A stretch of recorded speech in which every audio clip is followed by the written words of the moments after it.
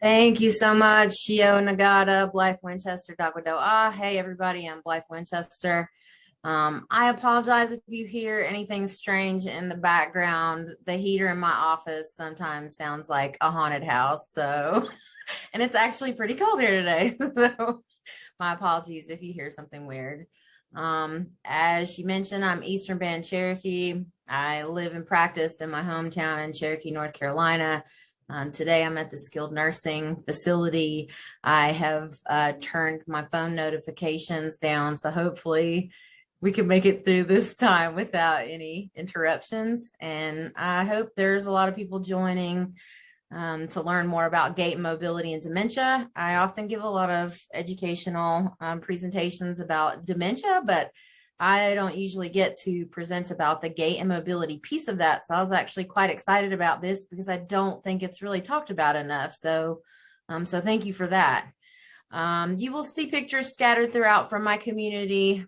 In case you're not, familiar with Eastern Band Cherokee in Cherokee, North Carolina, there are 3 different bands of my tribe. We have Eastern Band, Cherokee Nation, and then United Gidua Band. So just in case you didn't know, but we are all Cherokee people. As far as objectives for my talk today, I'm just going to go over basics of gait, how to interpret abnormal gait, describe how neurocognitive disorders can change gait, and then help you understand ways to improve gait and reduce fall risk. I wanted to start out because I know you guys are really focused on kind of 4Ms and age-friendly discussion today. My hospital system was designated age-friendly in 2020. We were the first tribal system to do so. It is our skilled nursing facility and the outpatient areas that were designated age-friendly. So that was a really exciting process to kind of go through and really work on our overall assessment and help for elders. This is just a quick blurb that was listed in the director's blog for Indian Health Service when we became age friendly. So we were very, excited about this. And just as a reminder, if there's anyone else who works in any kind of IHS or tribal system and is interested in working on age friendly designation or recognition, then please, feel free to reach out to me. This is a picture from an elder fashion show that we had here. This is actually my dad. He is a tribal elder and part of the reason that I do what I do. But it's also a reminder that in terms of fall risk and fall prevention, that it's important to have fun activities available for our elders and for our tribal elders to have something that is also culturally appropriate, and walking and practicing your positions as a model on the stage are inclusive of those. So just some stuff about mobility, because even though we're talking about mobility and dementia, you kind of got to know some basic, mobility stuff first. So fall risk is a huge thing. Fall related injury is like #1 risk of accidental death in our elder folks. So it's important to know how many people fall each year. More than 1 in 4 people 65 and older. We have over 3 million treated in the ER for fall injuries annually. Older adults who have fall related injuries require a lot of extra resources, in caring for that, and have an increased length of stay. So have to be, in the hospital longer. When you have care to improve mobility, it does reduce cost. So sometimes I'll use this information when I'm trying to start a new program or initiative, and you have to speak with leadership, because a lot of times if you have information like this, it's very helpful. And I did use this in my age-friendly work to kind of support additional measures for that. Neurologic issues are responsible for 30 to 50% of abnormal gait in older people. And that does include neurocognitive disorders. So I do want you to remember that, because that's a key factor kind of in what we're talking about today. I love this description that I found, that gait is a series of catastrophes narrowly averted. Most of us, we just walk around on a regular basis. We run, we jump, we skip. I mean, I don't so much jump anymore. But, we don't really think about what's required to make all of these events happen, all of these amazing things that our muscles, our brains, and our bodies can do. But when you really know more about gait, this totally makes sense that it only takes, one tiny thing to be off, your vision to be off a little bit. You just got bifocals and you're not used to them, or you have a new eye condition. I mean, it doesn't take much at all that could then lead to this, catastrophe with gait, like a fall or an injury. So having an abnormal gait can be related also to the inability to multitask. And I talk a little bit about brain and gait, but when you realize how much is required to make this happen, that it's, it's vision, it's sensation, it's muscular ability, it's multitasking. That's what you're doing, multiple different things, at once. Not even talking about the fact that you may be walking and trying to talk to someone at the same time. You may be walking, carrying things, reading something, talking to somebody. So it's complicated, right? Walking does require a complex network of cooperation of multiple brain areas. And environmental factors have a great deal to do with gait. Barriers in the way. I myself may have been guilty of tripping over a curb or two. So I'm sure that you guys have experienced that as well.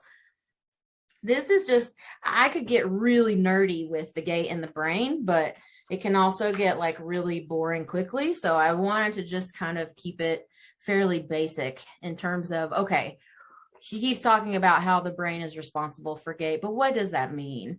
What it means is this kind of shows all of the different areas in this picture that are responsible for some degree of gait as it relates to the brain.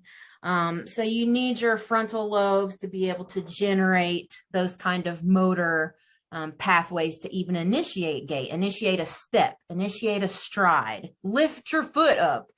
You have to have cerebellar function to be able to coordinate and balance yourself. And you can see the cerebellum listed there. The basal ganglia for speed of movement. So yet another area that's involved. The muscle strength we already mentioned, but that also, comes from in part the brain. And then sensation, proprioception, knowing where your feet and legs are. All that stuff relates back to brain function and all of these different areas. So it stands to reason that if you have an injury to your brain, if you have had a stroke, or if you have Parkinson's disease or other, neurocognitive disorders like Alzheimer's dementia, vascular dementia, that these things could affect gait. It's just that I don't feel like it comes up as much as a point that should be made. When I was in med school, residency, all this stuff, I didn't really learn about assessment of gait. I mean, I learned about neurologic exams just like we all do, when we're going through training and that sort of thing. But it really wasn't until I was in fellowship for geriatrics that our director gave this really amazing talk about gait assessment. And I learned the terms, I watched videos that kind of showed different examples of gait. So I definitely encourage you to look at video examples. If I was there with you in person, I would demonstrate them, and boy, would that be fun. But you can do Google searches of different kinds of gaits, and there are really amazing videos to help you understand. And once you see those, I feel like it helps you to identify that. When you see it, you're like, oh my gosh, I remember what that en bloc turning looked like. So just some basics about it. The way you stand is considered really to be a part of gait. And then you always have one foot in contact with the ground when we're thinking about gait anyways. You have the stand and stride phases. That's really what gait is made up of. And then of course the stride is 2 steps. A lot of different things can be assessed when someone is walking. And I do this all the time with all my patients. I have them stand up from a chair and try to not use their arms because that gives me tons of info. And then I'll usually take them out with me into the hallway and have them walk down to the hanging, glowing exit sign, turn around and walk back. And I get tons of information about how they move and how they walk and how they lean and all kinds of things like that. I talk about their posture. Are they upright? Are they stooped? Are they leaning back? Are they leaning to the side? An ataxic gait, really ataxia just means uncoordinated. It's taken from a Greek word that's about kind of disorder, not being arranged well. So that's really what that means. These things are just not put together quite right. But when I feel like ataxic gait gets thrown around a lot, but it's really much more helpful if you're specific in what you mean with the ataxic gait. Is the person, unsteady, and how are they unsteady? Is it that they're just have a slow pace? Is it that they're walking towards a certain direction that they kind of drift to the right? There's a lot of other things included in that you can describe. So that generic term, I kind of encourage you to try to use more specifics, I guess. It's kind of like when I hear the term agitation and dementia, I'm like, no, that doesn't really tell me what I need to know. So about the gait itself, is it wide or is it narrow based? Is there any hesitancy? Do they kind of slow or have, seem to have a little bit of hesitancy, whether it's not kind of knowing how to move forward or kind of a jumpy gait? The hemipyritic gait, is there evidence of any kind of weakness on one side or the other? Are they high stepping? Are they shuffling or dragging their feet? So all the different things that your feet and legs are doing in gait, that's kind of what you're describing. I want to type out my description of the gait and someone can picture what I'm talking about when they're reading my note. Arm swing. So gait isn't really just what we're doing with our feet, right? We have kind of a normal arm swing that goes along, with the movement of your body as you go. But there are some cases where people will have no arm swing at all, or they'll have arm swing maybe in just one side. That's important. The way that someone is walking or the way their stride is, are they on their heels? Are they heel to toe? Are they only on their toes? That can go along with neurologic injury. I mentioned shuffling already. On block turnings, where kind of, if you reach the end and you kind of turn, it's more of almost like a roll with your body. If you think about, and this is quite hard when you're trying to talk about this virtually. On block turning is when they stop and literally like their whole body, it's almost like you're doing the robot move that you kind of like move around to go. You can't just kind of flow with your movement and turning around. Is there any weakness in the gait? And then Trendelenburg, or like drooping on one side. So these are all just examples of things that you can use to describe gait. One of the things I wanted to talk about is a lot of times what we're doing, as healthcare providers can contribute to gait problems. And one of the huge things that I see all the time in my consultation with people is medications. So medications that you may be using for other conditions, but that can horribly weaken gait or cause unsteadiness, dizziness, which also affects gait. So this is an example of all of these different medications. And you can see, I put this in here because I know the picture is it's very busy. There's a lot of stuff on there, but really the point is, oh my gosh, look how many different, medications that you can prescribe that could potentially contribute to fall risk. One of the things we do on admission for our skilled nursing facility residents is have our consultant pharmacist do kind of a high fall risk med reconciliation. So they send us information about, okay, these are all the things that could cause falls and this is how likely it is, so that we can really think about what's absolutely necessary or what we may need to adjust, in those situations. So while we're talking about medications, sometimes we do use medications in the setting of neurocognitive disorders. So I did want to mention that those medications do also have a risk of kind of fall related things, whether it's dizziness, falls itself, or syncope. Most of these percentages are not super high in terms of adverse effect possibility, but it is there. So it's just another thing, that kind of makes you think, how necessary is this and what do I want to balance out? Now, I will say there are also some small studies that indicate that taking medications for dementia can help gait a little bit. In particular, memantine, there's a study and it was only of like 120. So when I say these are small, they're small studies.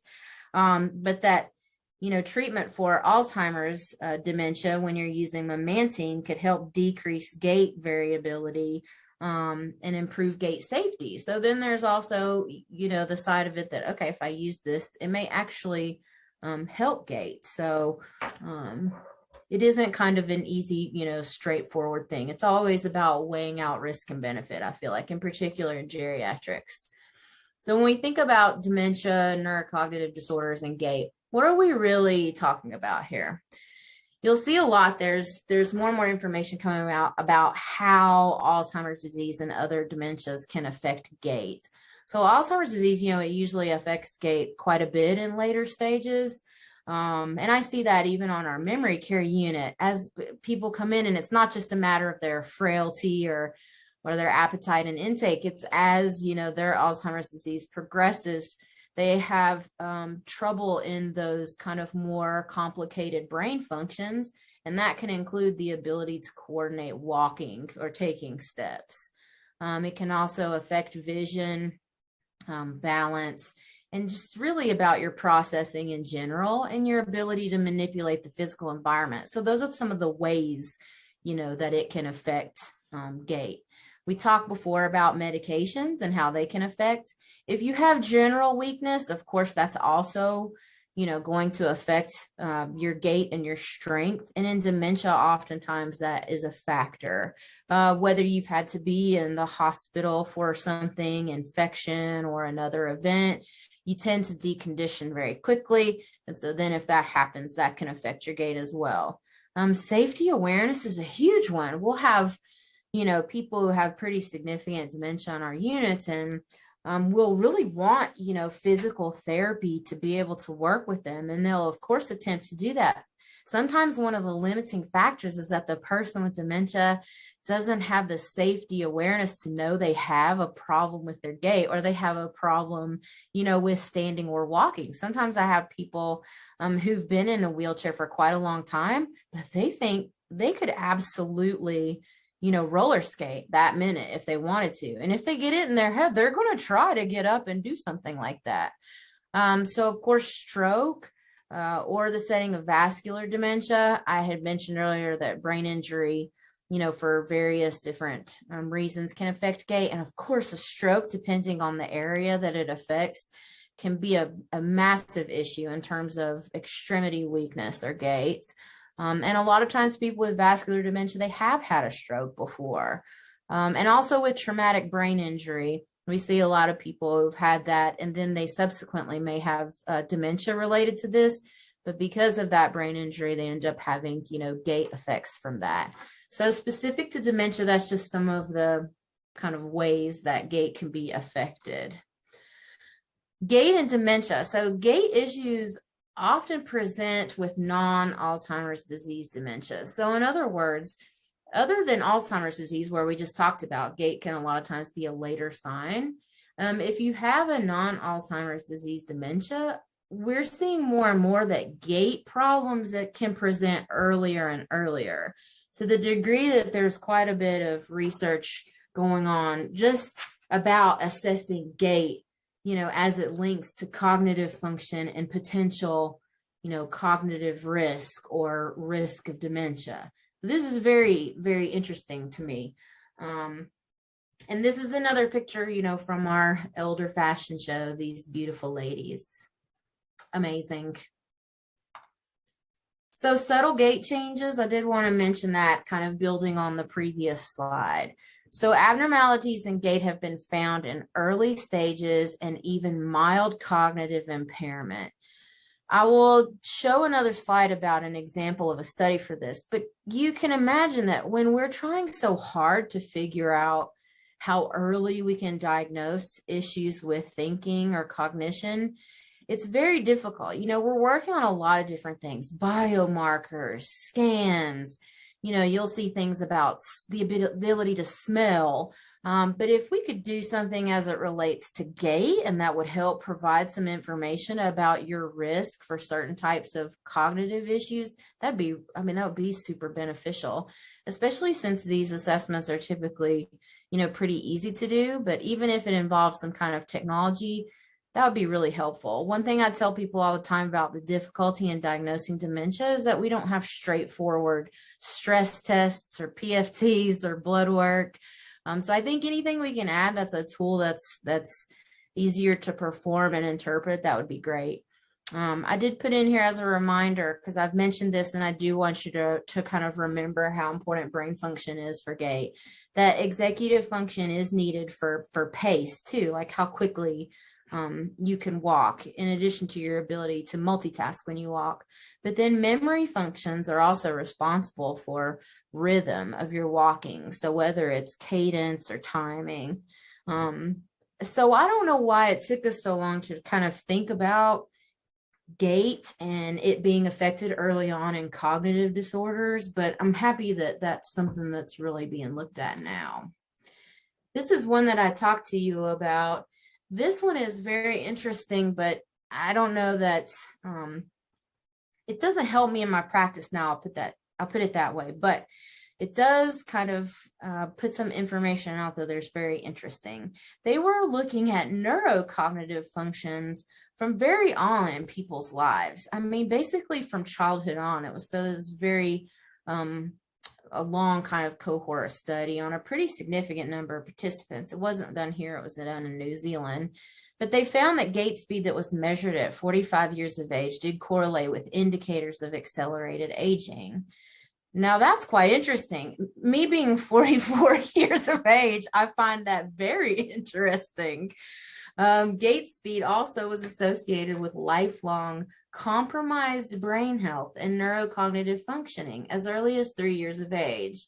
So as you can imagine, there's lots of possibilities that could come about of looking at, gait speed, of indicators of accelerated aging, as early as for people, in their 40s. The clinical applications of this could be pretty significant.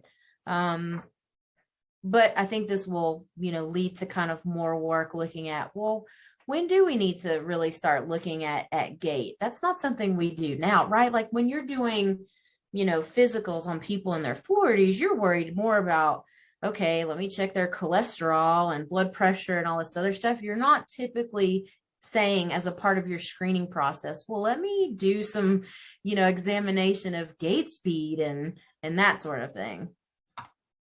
This was another example of a study. Is the Gait Cognition Decline Initiative. I always like ones that have these cool names like this, like good. So they did use this Gait-Right system.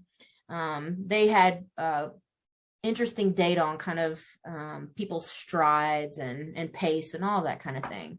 So they did see the degradation of performance and gait parameters across cognitive impairment stages, which we kind of already knew that was happening. They also found that those with non-Alzheimer's disease dementia had worse gait performance than those with Alzheimer's dementia. I kind of mentioned that too already. But the pattern becomes heterogeneous in most advanced stages. That's consistent with what I see clinically, that sometimes you will have people in more advanced stages of dementia that are really suffering in terms of their ability to be mobile, anymore. But then I also sometimes will have some that really still get around quite well. And stride length had the highest effect size in both dementia subtypes, which leads you to wonder if there is more, information or research looking at stride length specifically, if that would be helpful in something that physical therapy could work on. For example, if you have someone with dementia and they're not really focusing on their stride length, they're really looking more at muscle strength, ability, and balance, that maybe stride length should be something that we're looking at more. So lots of exciting things, kind of happening in this area and being looked at.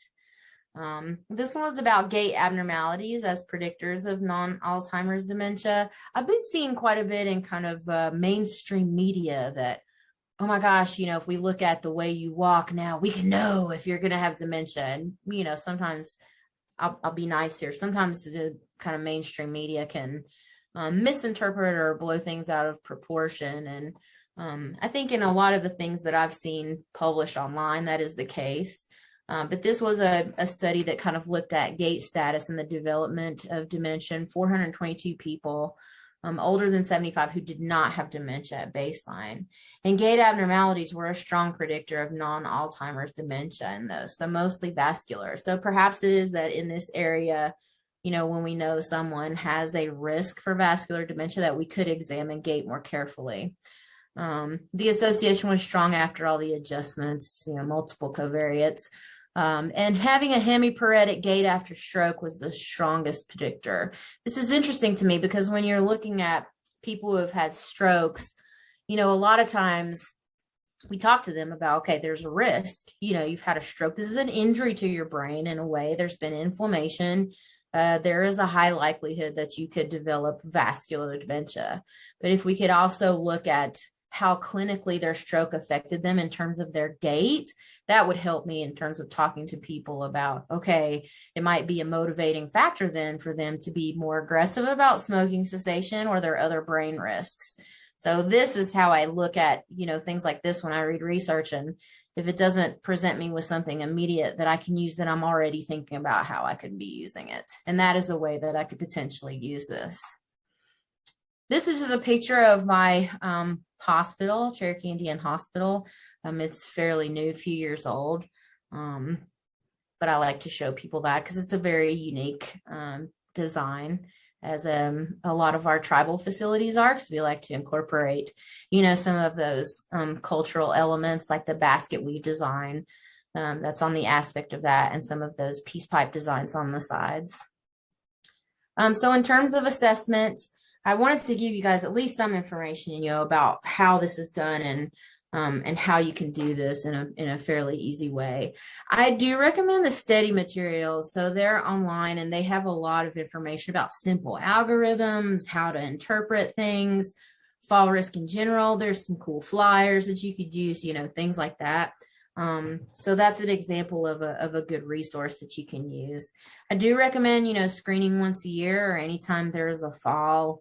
A lot of times I'll also do a screen if there's been any significant change or kind of a hospitalization, things like that, just because I know that those can really change the functional status of that elder. It really is important to ask about falls. In our tribal system, we have a falls risk template built into our EHR, and hopefully that's available in systems, where you're at. It makes it easy, because then the nurse can do the fall risk screen and ask about fall or fall with injury. And then we can kind of go from there. In my geriatrics clinic, they do a timed up and go. So that's what the tug is, 30-second chair stand and a 4-stage balance. Those are some different assessments, that you can look at. You want something that's fairly quick and convenient. We're lucky in my building because we have a pretty robust physical therapy department. And they've also worked with me before to do some PDSAs, just kind of short qualitative studies to see if I have an elder who comes in who's maybe like, meh, when I mention physical therapy, that I can call and they can send somebody over just to do a quick Tenetti, fall risk or something on them. And they also introduce themselves and kind of help the elder know what they could offer with to help them. So that way, when we schedule their follow-up appointment, they're more likely to go to that if they've met that person and kind of heard from them what the benefits are versus me trying to tell them. I mentioned that Tenetti assessment. There's a lot of other assessments, that can be done. I think the important is just finding one that's easy for you to do wherever you're at. Other factors, of course, with gait and fall risk. Look at medications in case I haven't beat that dead horse mentioning a million times. Home hazards. I do home visits, and my number one enemy is like throw rugs. And I'm sure you guys have probably heard that before, but getting rid of throw rugs can make a huge difference, and just overall clutter really in the way of trying to get around. Vision and hearing capabilities, blood pressure. Because if you're having difficulties with your blood pressure dropping, that can affect your gait. Having good footwear, having at least some footwear, taking vitamin D supplementation, and then other comorbidities. Sometimes there are other things that can affect gait that have nothing to do with your brain or your muscles, really. So sometimes, if someone has congestive heart failure and they're fatigued, well, yes, that is affecting gait. So I would argue that there's a lot of other medical conditions that can affect this. And I mentioned what I do, and that's what I put here. You watch somebody walk with the usual assistive device in your hallway, turn, come back in the room and sit down. And I get so much information from that. Sometimes I'm scared to even let them leave after I watch them do that. I'm like, oh my gosh, this is scary. So what do you really do for this, right? What can you do if you see things that are contributing to fall risk? Physical therapy is my number one amazing thing that helps. My hospital system got a pretty awesome kind of a balance assessment tool, so that helps. They have their own kind of fancy tools and technology. Doing a med review, I do this constantly all the time. I get my pharmacist to help me with this. Supplementing vitamin D, making sure vision is good, footwear, encouraging hydration, really asking about, home environment. And we do all of these things same with neurocognitive disorders, no matter how significant they are. Sometimes with dementia, it's a little bit more complicated because the things that may be contributing to their falls might be related to other issues like the need to toilet. So it's a little bit different when we have someone who has dementia. I may implement as a fall risk intervention timed voiding, because that's what's going to actually help with the fall risk rather than physical therapy. So when you have, issues affecting your ability to process, to multitask, additionally, people with dementia sometimes can't even say what their actual need is. Sometimes they're trying to move around unsafely because there's an unmet need they're trying to make. Maybe they're thirsty, maybe they need a snack, maybe they need to go to the bathroom. So those are additional kind of components that you should think of for someone with dementia in terms of interventions, for a fall risk. In terms of research and technology, I think this is pretty exciting if we could, if we can get these data supported and available, pretty cheap. I know that's a lot to dream about, but I'm still going to dream.